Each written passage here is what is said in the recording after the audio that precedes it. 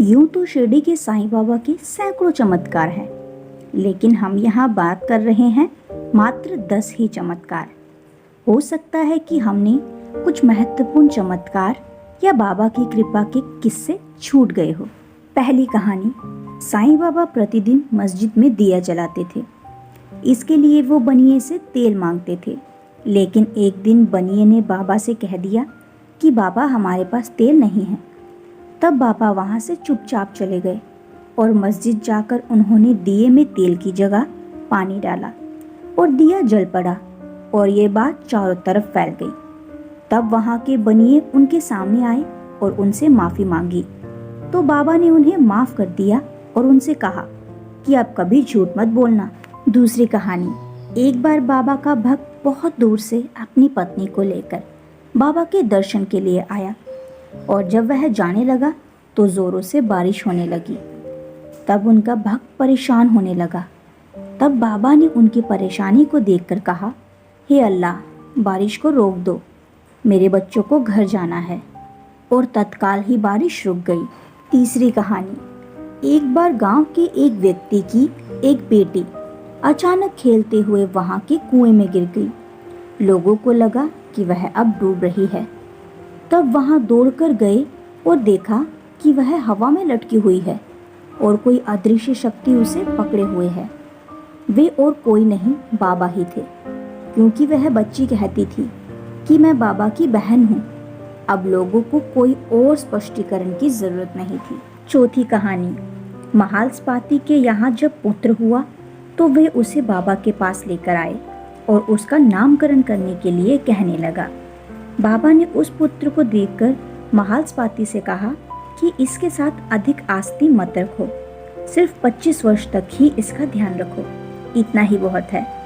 ये बात महालस्पाति को तब समझ आई जब उसके पुत्र का 25 वर्ष की आयु में देहांत हो गया। 1922 में भगत महालस्पाति का देहांत हो गया। पांचवी कहानी, एक दिन बाबा ने 3 दिन के लिए अपने शरीर को छोड़ने से पहले महालस्पाति से कहा कि यदि मैं 3 दिन में वापस लौटूं नहीं तो मेरे शरीर को अमुक जगह पर दफना देना। 3 दिन तक तुम्हें मेरे शरीर की रक्षा करनी होगी। धीरे धीरे बाबा की सांस बंद हो गई, शरीर की हलचल भी बंद हो गई। सभी लोगों में खबर फैल गई कि बाबा का देहांत हो गया। डॉक्टर ने भी जांच करने को मान लिया कि बाबा शांत हो गए हैं, लेकिन महालस्पाति ने सभी को बाबा से दूर रहने की सलाह दी। उन्होंने कहा कि 3 दिन तक इनके शरीर की रक्षा की जिम्मेदारी मेरी है। गांव में इसको लेकर विवाद हो गया, लेकिन महालस्पाति ने बाबा के सिर को अपनी गोदी में रखकर 3 दिन तक जागरण किया। किसी को बाबा के पावन शरीर को हाथ भी नहीं लगाने दिया। 3 दिन बाद जब बाबा ने वापस शरीर धारण किया तो जैसे चमत्कार हो गया, चारों ओर हर्ष व्याप्त हो गया। छठी कहानी, मुंबई के रहने वाले काका महाजनी का विचार शिरडी में 1 सप्ताह ठहरने का था। पहले दिन दर्शन करने के बाद बाबा ने उनसे पूछा, तुम कब वापस जाओगे? उन्हें बाबा के इस प्रश्न पर आश्चर्य सा हुआ। तब उन्होंने कहा, जब आप आज्ञा दे तब। बाबा ने कहा, कल ही। यह सुनकर काका महाजनी ने तुरंत शिरडी से प्रस्थान कर लिया। जब वे मुंबई अपने ऑफिस में पहुंचे तो उन्होंने अपने सेठ को अति उत्साहपूर्वक प्रतीक्षा करते पाया, क्योंकि मोनीम के अचानक ही अस्वस्थ हो जाने के कारण काका की उपस्थिति अनिवार्य हो गई थी। सेठ ने काका को बुलाने के लिए पत्र लिखा था, जो उनके पते पर से वापस लौट आया। 7वीं कहानी, बाबा का जब हाथ जल गया था तो भागोजी शिंदे ही उनके हाथ पर घी मलने और पट्टी लगाने का कार्य करते थे। भागोजी शिंदे कुष्ठ रोगी थे। चांदोरकर जी बाबा के लिए मुंबई से एक डॉक्टर परमानंद को इलाज के लिए लेकर आए थे, लेकिन बाबा ने इनकार कर दिया और वे शिंदे के हाथों घी लगाकर ही ठीक हो गए। 8वीं कहानी, धुमाल एक मुकदमे के संबंध में निफाड़ के न्यायालय को जा रहे थे। मार्ग में शिरडी उतरे। उन्होंने बाबा के दर्शन किए और तत्काल ही निफाड़ को प्रस्थान करने लगे, परंतु बाबा की स्वीकृति प्राप्त न हुई। उन्होंने उन्हें शिरडी में 1 सप्ताह और रोक लिया। इसी बीच में निवाड़ के न्यायाधीश उदर पीड़ा में से ग्रस्त हो गए। इस कारण उनका मुकदमा किसी अगले दिन के लिए बढ़ाया गया। 1 सप्ताह बाद भाऊ साहेब को लौटने की अनुमति मिली। इस मामले की सुनवाई कई महीनों तक और 4 न्यायाधीशों के पास हुई। फलस्वरूप धुमाल ने मुकदमे में सफलता प्राप्त की और उनका मुकव्विल मामले में बरी हो गया। 9वीं कहानी। नासिक के प्रसिद्ध ज्योतिष वेदज्ञ 6 शास्त्रों सहित सामुद्रिक शास्त्र में भी प्रांगत मूले शास्त्री एक बार नागपुर के धनपति साईं भक्त भापू साहेब बूटी के साथ शिरडी पधारे।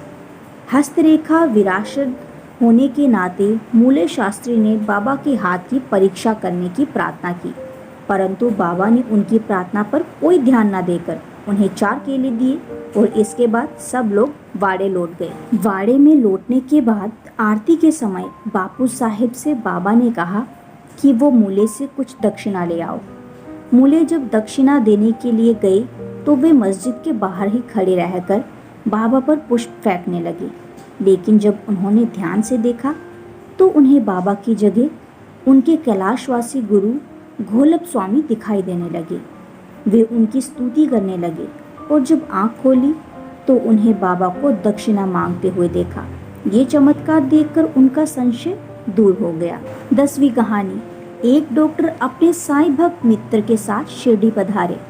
उन्होंने मित्र से कहा, तुम ही दर्शन करने जाओ, मैं नहीं जाऊंगा, क्योंकि मैं श्री राम के अलावा किसी के समक्ष नहीं झुकता, खासकर किसी यवन के समक्ष, और वह भी मस्जिद में तो कतई नहीं। मित्र ने कहा कि तुम्हें वहाँ कोई झुकने या नमन करने को कोई बाध्य नहीं करेगा, अतः मेरे साथ चलो, आनंद रहेगा। वे शिरडी पहुँचे और बाबा के दर्शन हो गए, परंतु डॉक्टर को ही सबसे आगे जाते देख और बाबा की प्रथम चरण वंदना करते देख सबको बड़ा विस्मय हुआ। लोगों ने डॉक्टर से पूछा कि क्या हुआ। डॉक्टर ने बतलाया कि बाबा के स्थान पर उन्हें अपने प्रिय इष्ट देव श्री राम के दर्शन हुए और इसलिए उन्होंने नमस्कार किया। अब वे ऐसा कह ही रहे थे, तभी उन्हें साईं बाबा का रूप उन्हें दिखने लगा। ये देख वे आश्चर्यचकित होकर बोले कि क्या ये स्वप्न है? ये यवन कैसे हो सकते हैं? अरे अरे, ये तो पूर्ण योग अवतार हैं। बाद में वे डॉक्टर वहीं रुके और उन्होंने परम अनुभूति का अनुभव किया। तो दोस्तों, आज के लिए बस इतना ही। कहानी पसंद आए तो कहानी को लाइक कीजिए और बाबा की प्रसिद्धि को ज़्यादा से ज़्यादा शेयर कीजिए। मिलते हैं बहुत ही जल्द अगली कहानी के साथ।